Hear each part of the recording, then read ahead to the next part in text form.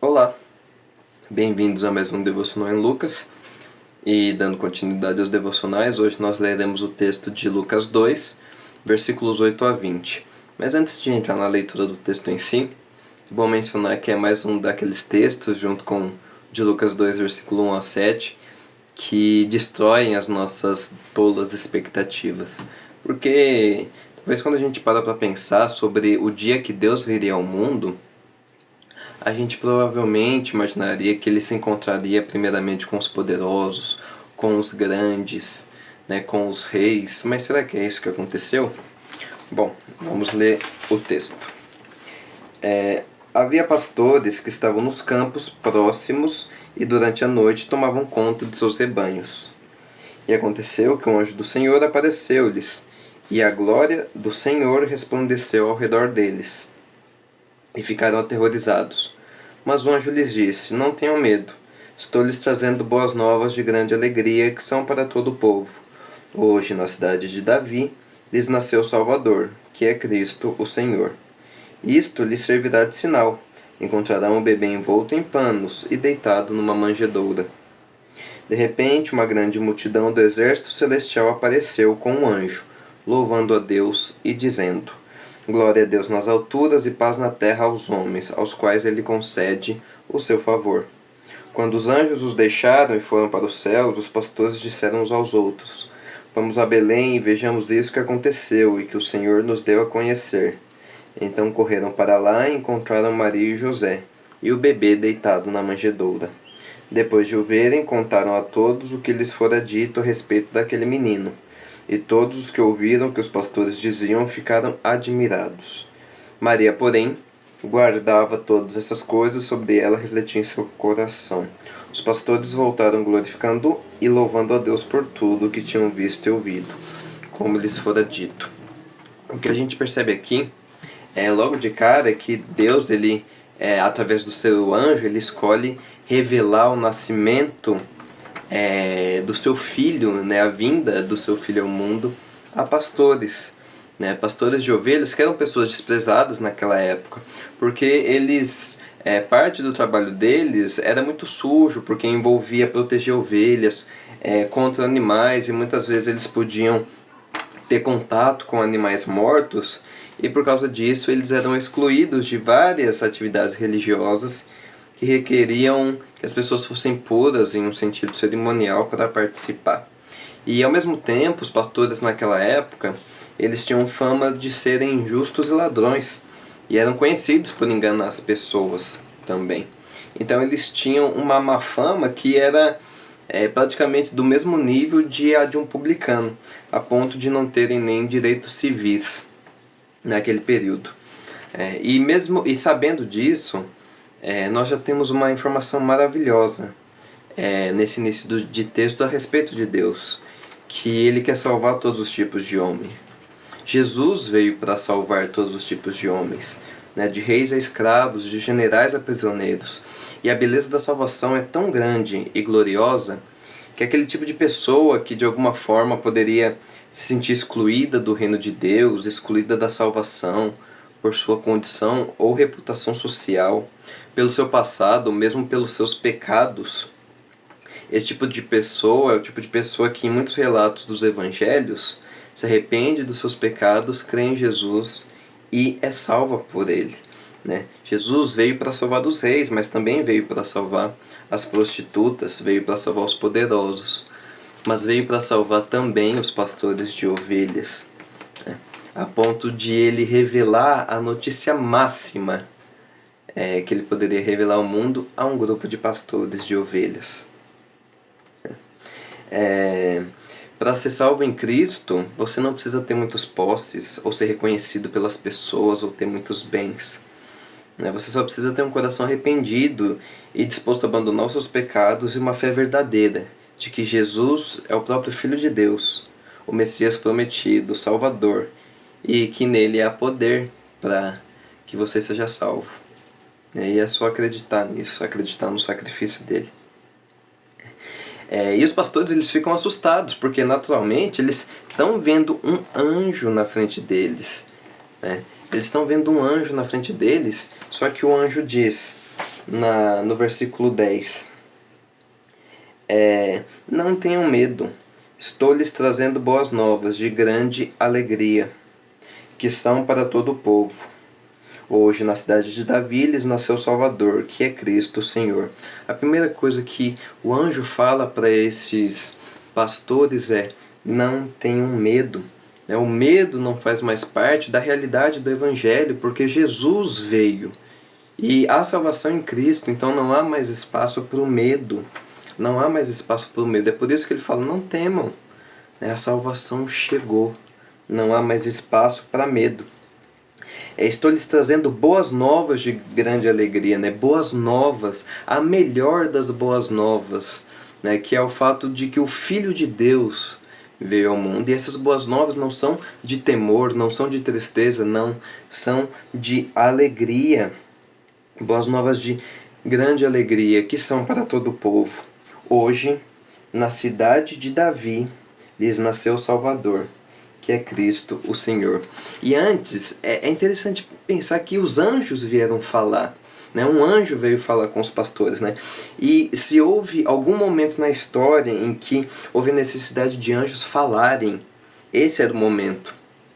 Do céu veio o Filho de Deus para salvar a humanidade perdida.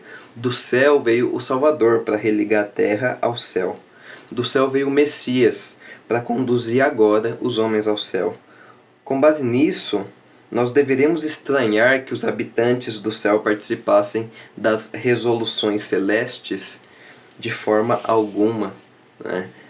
Se tem um ambiente propício para os anjos virem se comunicar conosco, foi esse ambiente do primeiro século, onde o próprio Filho de Deus veio ao mundo.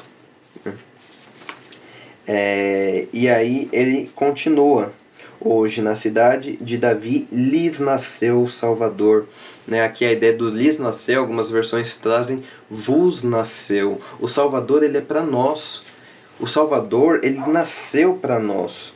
Nós precisávamos de salvação e mais ninguém. Jesus veio para salvar os homens. Como o Martinho Lutero diz, os anjos não precisam do Redentor e os diabos não o querem. Ele veio por nossa causa. Nós é que precisamos dele.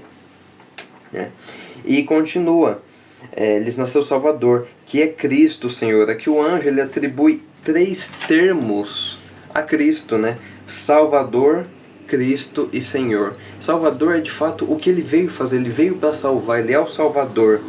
Cristo, muitas pessoas podem pensar que o termo Cristo é como se fosse o sobrenome de Jesus, Jesus Cristo, aí o nome seria Jesus e Cristo o sobrenome. Mas Cristo não é sobrenome de Jesus, Cristo é o título de Jesus. Porque Cristo significa o ungido do Senhor, o Messias, aquele que é separado, que é consagrado para algo. Não é um título genérico, é alguém específico, não apenas mais um profeta. Alguém separado para essa obra, alguém singular. Jesus é aquele que foi prometido nos salvar. Interessante que em Israel, o sacerdote era ungido e posteriormente o rei de Israel passou a ser ungido também.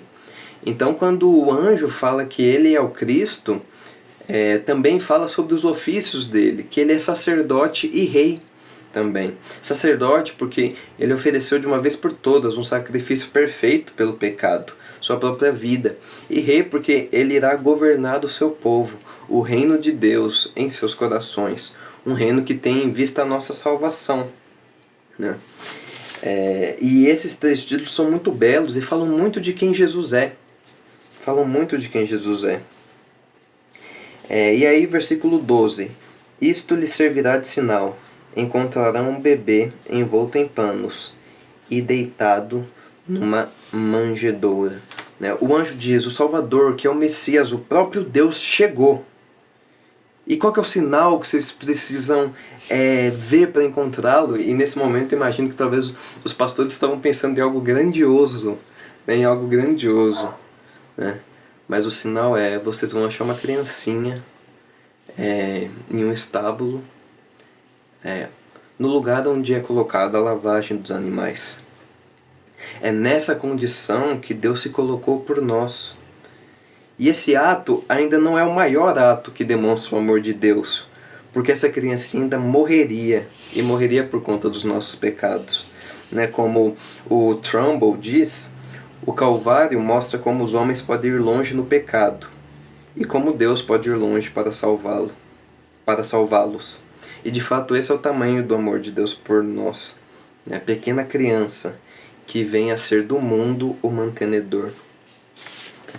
E aí, o que acontece depois do anjo falar essa boa notícia de grande alegria para os pastores? Os versículos 13 e 14. De repente, uma grande multidão do exército celestial apareceu com um anjo, louvando a Deus e dizendo: Glória a Deus nas alturas e paz na terra aos homens, aos quais ele concede o seu favor. Então, no momento em que o anjo revela isso, uma multidão de anjos vem e começa a cantar e começa a louvar a Deus.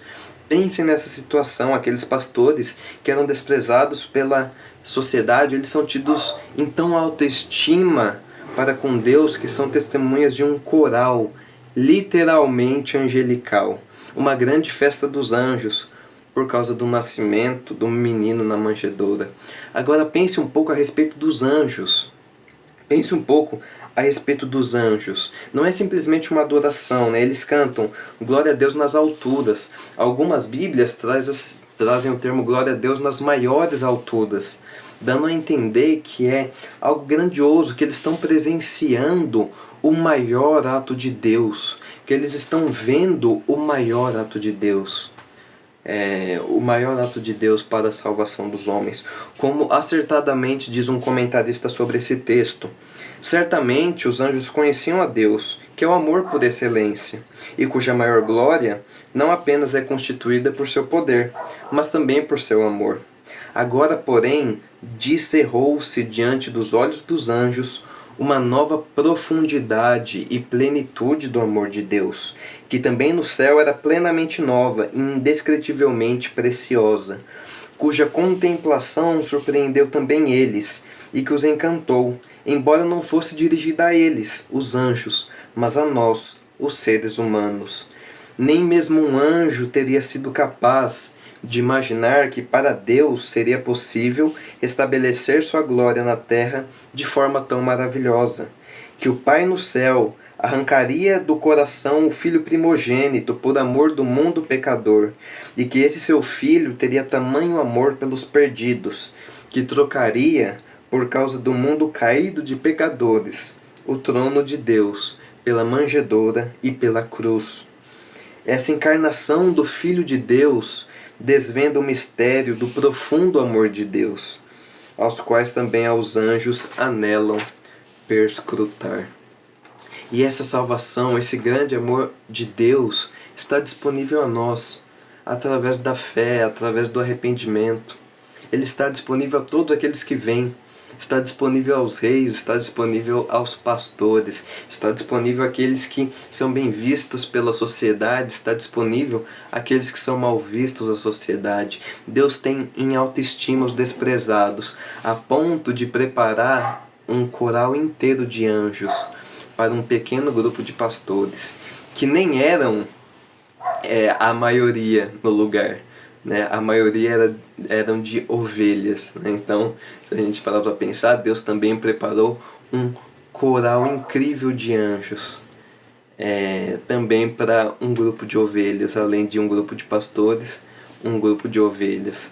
Esses foram os personagens que participaram da festa do nascimento de Jesus.